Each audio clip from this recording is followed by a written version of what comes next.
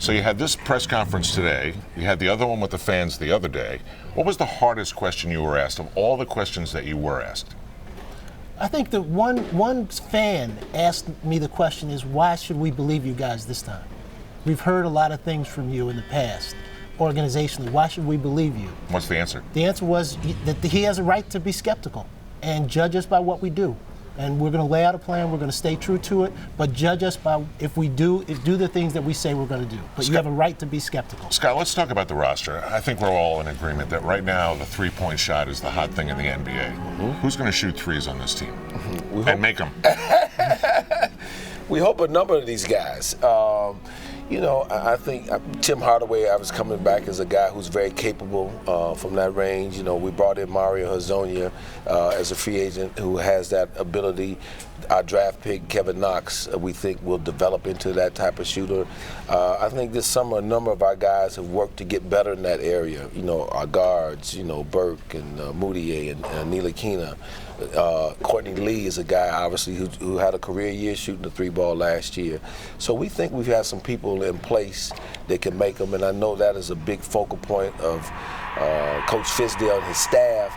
They spent a lot of time this summer working with guys, developing that shot with a number of our players. So we hopefully it's going to manifest itself in games this year. Steve, Fizdale sounds great. I mean, he really does sound great. But you hired him knowing a little bit. Now you've spent a little bit more time with him. What have you learned that you didn't even know when you hired him that's impressed you?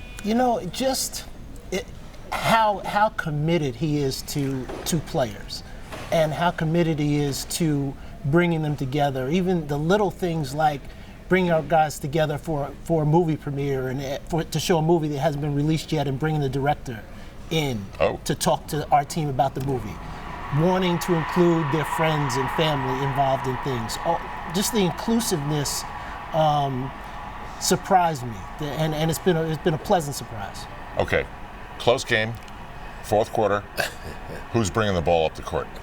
I'm gonna let Coach Fizdale answer that one. Let's just guess. Exactly. No, look, we like our guards, Burke, Moutier, Ntilikina. Those guys have the ability to handle the basketball. We foresee them growing into a role like that. And then again, I think David's plan is to develop a young guy like Kevin Knox to become a guy like that in time. So we'll see how it all manifests itself. Okay.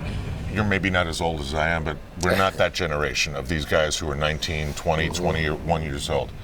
Emmanuel Moutier comes into the NBA, great expectations. Doesn't really work out. Now this is, who knows, maybe a last chance. What kind of things do you say to him to get that light to go on? Well, to use him as an example, I've been in this league a long time, and I've seen a number of players get off to rocky starts for a number of reasons. It may not have been a great fit for where he was at before, or the young person wasn't ready or mature enough to accept the responsibility of his draft position or where he was at. And I think what we tell him and all the guys that are in the situation, Trey Burke was obviously in that situation before, Hezonja's coming in similar, as is Noah Vonleh. So this is a chance to reboot yourself. This is a chance to show people what you really can do in this league. So I think Emmanuel, the great thing for him, what he's done this summer, he's really gotten himself into elite shape. And that was our challenge to him when we first brought him in.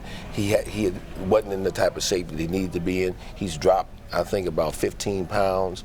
So his confidence is coming around, and I think that's the big thing, is for those guys to regain their confidence, because there was a reason why they were drafted high, and because they had shown a lot of talent. Now it's manifesting itself, being able to manifest itself in games, and hopefully that's going to occur for us this year. Scott says it to us all the time. One of our key jobs is to pour confidence into these kids, and have them know that we believe in them. Emmanuel's a good example.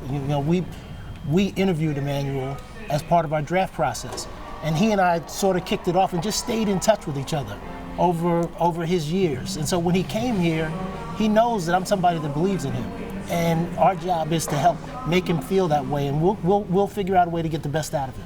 Steve, I loved what you said about everybody's part of the player development here, the secretary, the trainer, the bus driver. How do you get that across to those people?